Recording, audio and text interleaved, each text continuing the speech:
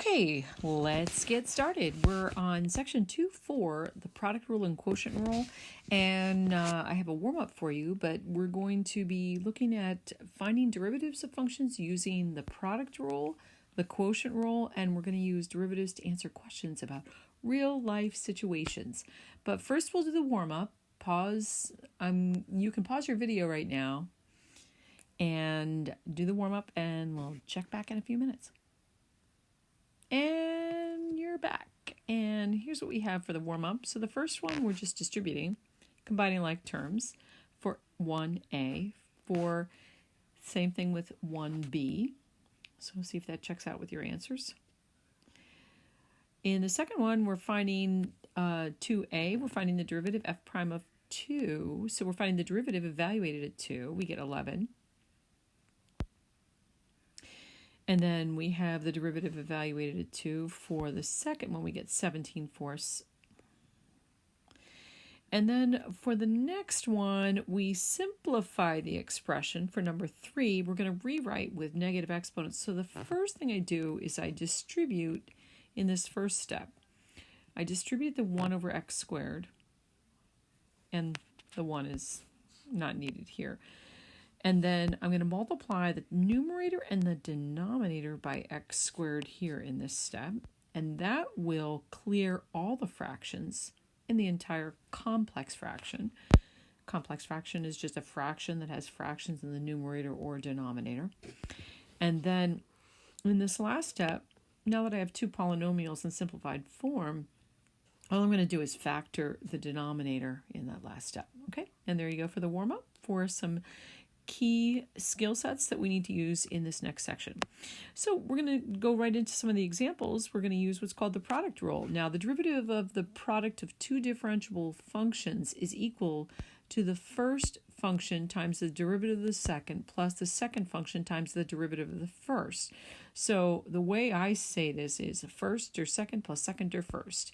So if you look at it, I name a first function and a second function here. And then you can see that you have the first derivative of the second plus second derivative of the first. And that's what we'll do each time, okay? So we get dy dx is equal to, we'll leave the 3x minus x squared. And then we'll just take the derivative of 5 plus 4x, and we get 4.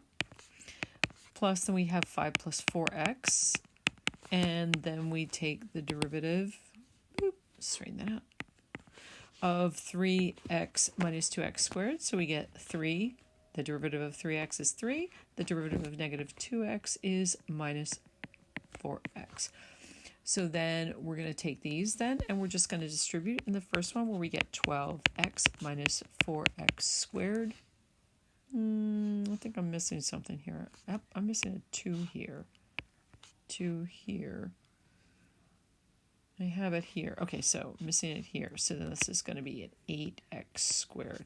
So we fix that here. Boop, boop, and 2, 2x squared. So then that's going to make this an 8x squared.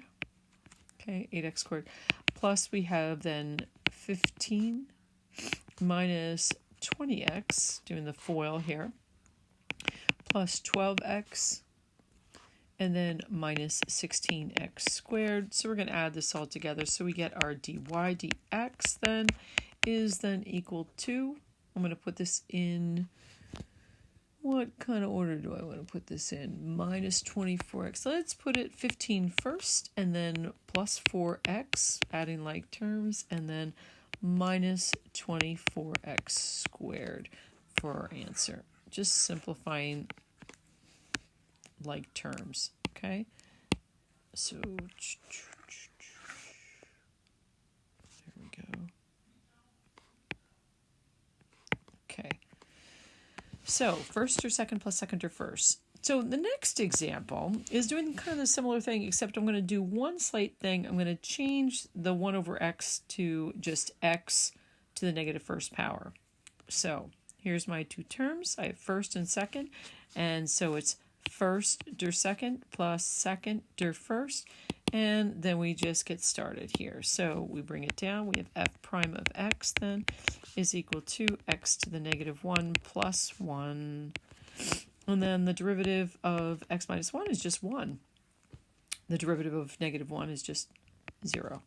So then we have our x minus 1 here. And the derivative of x to the negative 1 is then going to be, bring the negative 1 around front. We have negative 1, x to the negative 2 power plus 0, because the derivative of 1 is 0. And then let's change things around here a little bit. I get f prime of x, and we're just taking the derivative, finding f prime here. So I'm going to rewrite this as, since the 1 we really don't need, so we'll just write 1 over x plus 1. And then I'm going to write this second one as minus, here, minus, because there's a minus 1, and I'm going to make this a minus 1 times x minus 1, so I'm going to put that up top, over x squared. I can move that down to the bottom.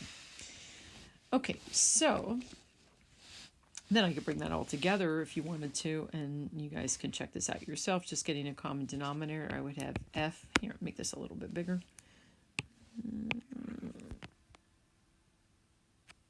So here I would have f prime of x then, f prime of x is equal to, then I would have x over x squared plus x squared over x squared minus x plus 1 all over x squared.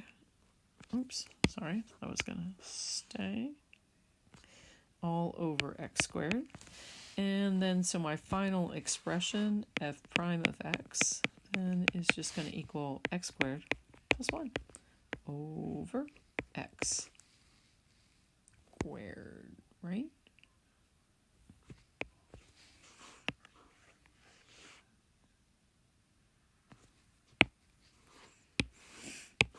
Yep, we're just going to cancel those x's. Okay, there you go. Example 3 then. So here we have the same thing, find the derivative of each function. We have a 2x in the front, so that's going to be our first, and then we have a second, 2x, and then an x squared plus 3x. So we have, first is 2x times the derivative, so we've got this all laid out already. So 2x times 2x plus 3, plus then we have x squared plus 3x, and then that'll be times 2, because it's the derivative of 2x. Then after that, what do we have? Okay. And then we just combine like terms here. Let me make this a little smaller. And combining like terms. And so what do we get here? Oops, geez. Okay, so we end up with 4x squared plus 6x, and then we have plus 2x squared plus 6x, so it looks like we get 6x squared, so how about we just say dy dx is equal to 6x squared plus 12x.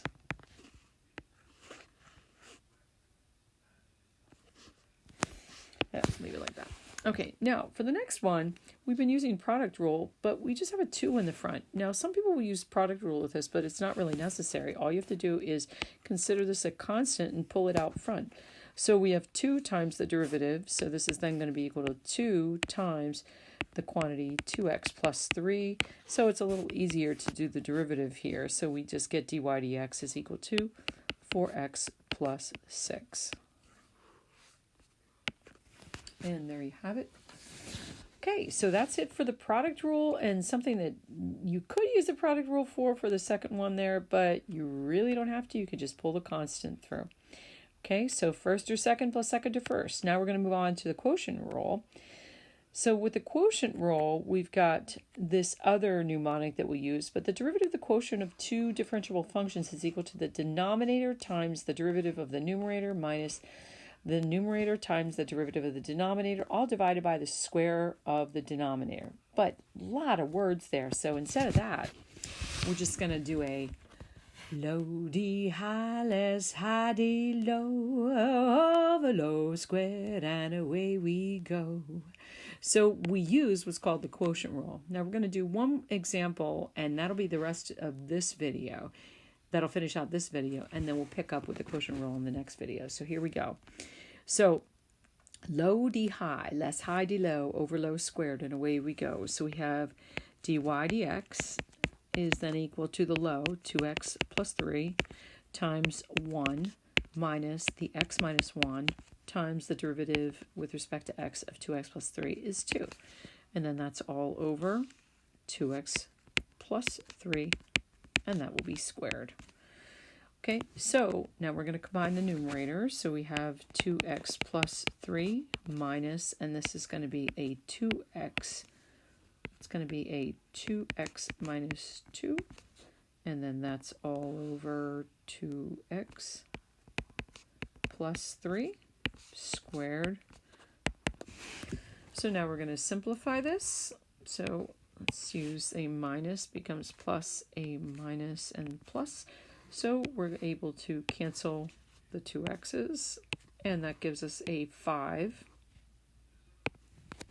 So we have dy dx is equal to 5 in the numerator, and in the denominator we just have the quantity 2x plus 3 squared. Okay, let me just double check. That's all we're supposed to do there. Okay, so that's it for video 1, part 1, and I'll close this out, and I'll see you in a minute with video part 2 for 2.4, section 2.4, product and quotient rule. I'll be right back.